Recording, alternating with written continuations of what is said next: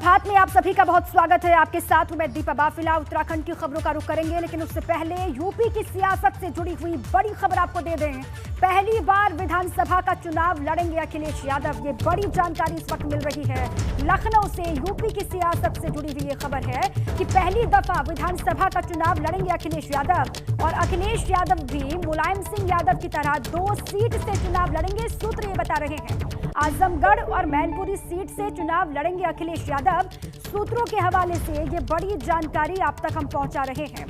बड़ी खबर है इस वक्त की, लगातार इसको लेकर अखिलेश यादव ये कहते रहे कि अगर ये दरकार होगी वक्त की या फिर पार्टी की तरफ से ये कहा जाएगा तो वो इस पर विचार करेंगे। अब ये जानकारी मिल रही है कि 2 सीटों से चुनाव लड़ सकते हैं अखिलेश यादव। आजमगढ़ और मैनपुरी सीट से चुनावी मैदान में उतर सकते हैं। सोर्सेज के हवाले से बड़ी जानकारी आपको हम दे रहे हैं। यूपी की सियासत से जुड़ी हुई ये बहुत बड़ी खबर है, लखनऊ से आप तक पहुंचा रहे हैं। पहली दफा विधानसभा का चुनाव लड़ेंगे अखिलेश यादव, और साथ ही साथ ये भी कहा जा रहा है कि मुलायम सिंह यादव की तरह 2 सीट से चुनावी मैदान में उतरेंगे अखिलेश यादव। और वो 2 सीट कौन सी होगी वो भी आपको बता दें, आजमगढ़ और मैनपुरी सीट। इसी पर ब्यूरो चीफ वीरेश पांडे हमारे साथ जुड़ चुके हैं अधिक जानकारियों के साथ। वीरेश जी, देखिए लगातार इसको लेकर तमाम कयासबाजियां चलती रही कि अखिलेश मैदान में उतरेंगे नहीं उतरेंगे। अब ये खबर मिल रही है कि हो सकता है वो चुनाव लड़े, आजमगढ़ और मैनपुरी 2 सीटों का चुनाव कर सकते हैं। क्या जानकारी आपके पास? देखिए, हो नहीं सकता है। अखिलेश यादव ने कह दिया है कि वो चुनाव लड़ेंगे, विधानसभा का चुनाव लड़ेंगे। भारतीय जनता पार्टी का शीर्ष नेतृत्व जिस तरीके से उत्तर प्रदेश में योगी आदित्यनाथ हो और दोनों उप मुख्यमंत्री हो और जो बड़े कद्दावर नेता हैं, सबको बोल दिया गया है कि आप चुनाव लड़िए, तो अखिलेश यादव के ऊपर भी एक नैतिक दबाव था। वो एमएलसी के तौर पर उत्तर प्रदेश के मुख्यमंत्री थे और ये ट्रेंड चल गया था मायावती के जमाने से, लेकिन अखिलेश यादव ने पूरी तरीके से तय कर दिया कि वो विधानसभा का चुनाव लड़ेंगे और 2 जगहों से चुनाव लड़ेंगे। एक पूरब को बैलेंस करने के लिए आजमगढ़ की कोई सीट हो सकती है और साथ ही मैनपुरी की कोई सीट हो सकती है, ये पता चला है, क्योंकि दोनों इलाकों में बैलेंस स्थापित करना, तो उनकी परंपरागत इलाके हैं मैनपुरी, इटावा, सैफई के आसपास के इलाकों को भी बैलेंस करना और पूर्वांचल में भी बैलेंस करना, क्योंकि आजमगढ़ से वो सांसद भी है।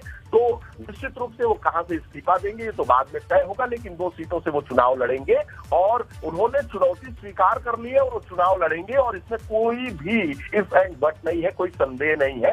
अब वो कहां से लड़ते हैं और नामांकन करते हैं, बस इसका इंतजार कीजिए। लेकिन ये तय है कि 2 जगह से चुनाव लड़ेंगे। मुलायम सिंह यादव भी कई जगहों से चुनाव लड़ चुके हैं, कई जिलों की विधानसभा सीट को उन्होंने जीता है मुलायम सिंह यादव ने, तो उसी परंपरा का पालन करेंगे अखिलेश यादव भी।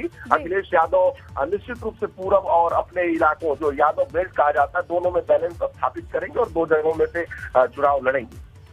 तो भाजपा की चुनौती को स्वीकार कर रहे हैं अखिलेश यादव, या बता रहे वीरेश जी, और चुनौती को स्वीकार करने के साथ ही कितना बड़ा मैसेज ये होगा अखिलेश यादव की तरफ से अगर वो चुनावी मैदान में उतरेंगे? देखिए, मैसेज निश्चित रूप से एक पहले की परंपरा थी कि जो विधानसभा जो मुख्यमंत्री बनता था वो विधान परिषद का सदस्य नहीं होता था। ये मायावती के जमाने से शुरू हुआ। एक बार का वाकया याद है कि मुलायम सिंह यादव विधान परिषद में थे, लेकिन जब वो मुख्यमंत्री बने तो उन्होंने विधान परिषद से इस्तीफा देके विधानसभा का चुनाव लड़ा और विधानसभा का चुनाव लड़कर वो उन्होंने दिखाया कि वो जन नेता है, जमीन के नेता है, उनके पास क्षेत्र है, जनता का समर्थन है। बैकडोर से एंट्री मुलायम सिंह यादव ने कभी इस लिहाज से नहीं की कि उन्हें मुख्यमंत्री बनना है तो वो विधान परिषद में चले जाए, लेकिन मायावती जब मुख्यमंत्री बनी तो वो विधान परिषद के जरिए चली गई। उसके बाद ये ट्रेंड स्थापित हो गया और इस ट्रेंड का पालन अखिलेश यादव ने भी किया, योगी आदित्यनाथ ने भी किया, लेकिन भारतीय जनता पार्टी ने गियर चेंज कर दिया। उन्होंने कहा है कि सबको चुनाव लड़ना है, जो भी मुख्यमंत्री बनेगा, मंत्री बनेगा उत्तर प्रदेश में, उसको विधानसभा के जरिए ही जाना पड़ेगा, जनता के जरिए ही जाना पड़ेगा। और ऐसे में अखिलेश यादव ने भी ये तय कर लिया कि वो विधानसभा का चुनाव लड़ेंगे और दमखम के साथ लड़ेंगे।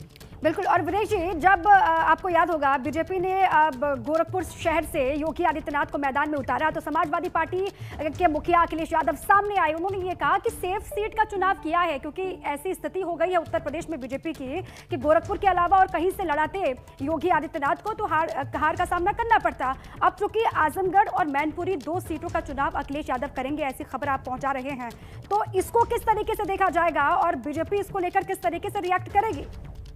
देखिए, कोई भी कदम कोई भी उठाए उसकी आलोचना की जा सकती है। अगर योगी आदित्यनाथ अयोध्या से लड़ते तो उसकी भी आलोचना की जा सकती थी, वो कैराना से लड़ते उसकी भी आलोचना की जा सकती थी, मथुरा से लड़ते उसकी भी आलोचना की जा सकती थी, गोरखपुर से नहीं लड़ते उसकी भी आलोचना की जा सकती थी। लेकिन जो भी जहां से लड़ेगा उसकी आलोचना होगी। देखिएगा, अखिलेश यादव जब ऐलान करेंगे कि इस सीट से मैं लड़ूंगा तो उसकी भी आलोचना भारतीय जनता पार्टी करेगी, क्योंकि ये चुनावी समय है और जो पक्ष है विपक्ष है वो लगातार आरोप प्रत्यारोप लगाएगा, क्योंकि ऐसे समय में अगर विपक्ष को नहीं घेरेगा तो चुनाव क्या लड़ेगा। तो हर आदमी घेरता है, भारतीय जनता पार्टी भी घेरती है, अखिलेश यादव ने भी घेरा। सेफ सीट की बात है तो कोई भी जो स्टार प्रचारक हो वो ऐसी सीट से चुनाव लड़ता है जहां से वो केवल नामांकन करे, और नामांकन के बाद उसे चूंकि पूरे प्रदेश को देखना होता है, अगर लोकसभा का चुनाव है तो उसे पूरे देश को देखना होता है, और जो नंबर 1 लीडर है तो वो ऐसी सीट का चुनाव करता है कि भैया हमको नामांकन कर दे, और नामांकन के बाद फिर अब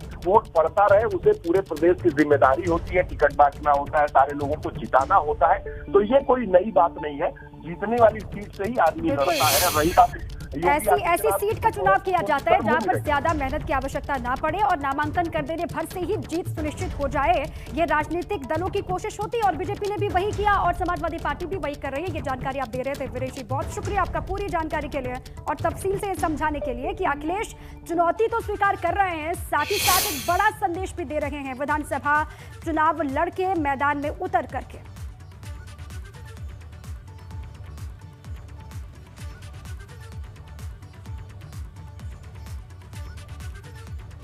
और चलिए इसी बीच एक और बड़ी खबर है, सपा को केंद्रीय चुनाव आयोग ने दी कड़ी चेतावनी। जी हां, बड़ी खबर है इस वक्त की। कोविड नियम आचार संहिता उल्लंघन को लेकर चुनाव आयोग ने कड़ी चेतावनी दी है समाजवादी पार्टी को। सपा को ईसी ने आचार संहिता उल्लंघन का दोषी पाया। सपा भविष्य में और ज्यादा सावधान रहे, चुनाव आयोग ने यह कहा है। लखनऊ में सपा दफ्तर पर सपा ने सार्वजनिक सभा की थी। आपको वो तस्वीर याद होगी जिस दिन स्वामी प्रसाद मौर्य समाजवादी पार्टी को औपचारिक रूप से ज्वाइन कर रहे थे। उस दिन वर्चुअल रैली का नाम दिया गया, लेकिन बेतहाशा भीड़ को इकट्ठा किया गया, जिसके बाद बहुत ज्यादा किरकिरी भी हुई। अब इसी मसले पर ईसी ने कड़ी चेतावनी दी है। ये कहा है कि जो गलती एक बार कर दी है उसको दोहराइएगा नहीं, अगर दोहराएंगे तो फिर सख्त कार्रवाई होगी। कुल मिलाकर के चुनाव आयोग ने समाजवादी पार्टी को दे दिया है अल्टीमेटम।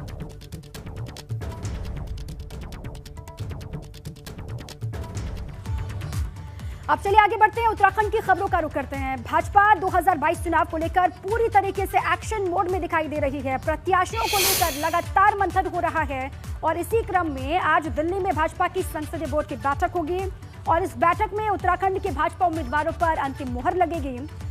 दरअसल उत्तराखंड के टिकटों के आवंटन को लेकर भाजपा की संसदीय बोर्ड की बैठक होनी है। इस बैठक में प्रधानमंत्री मोदी की मौजूदगी होगी।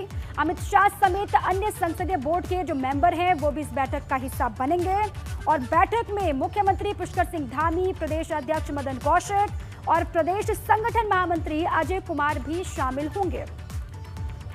अब टिकटों का आवंटन किस तरीके से होना है, किस उम्मीदवार को किस मैदान से कहां से उतारना है, इसको लेकर लगातार महामंथन चल रहा है। देहरादून से दिल्ली तक भाजपा का मंथन, बैठकों का दौर लगातार और आज फाइनल मुहर लगेगी, ये जानकारी आप तक पहुंचा रहे हैं।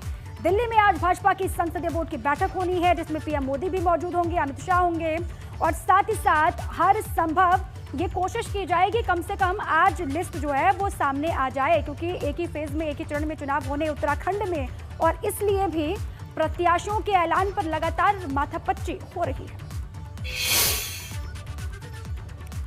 इससे पहले कल देहरादून में पुष्कर सिंह धामी ने मीडिया से बातचीत की और इस दौरान उन्होंने आगामी चुनाव और टिकट वितरण को लेकर मीडिया के सामने अपना पक्ष रखा। आइए सुनाते हैं क्या कुछ कहा सीएम धामी।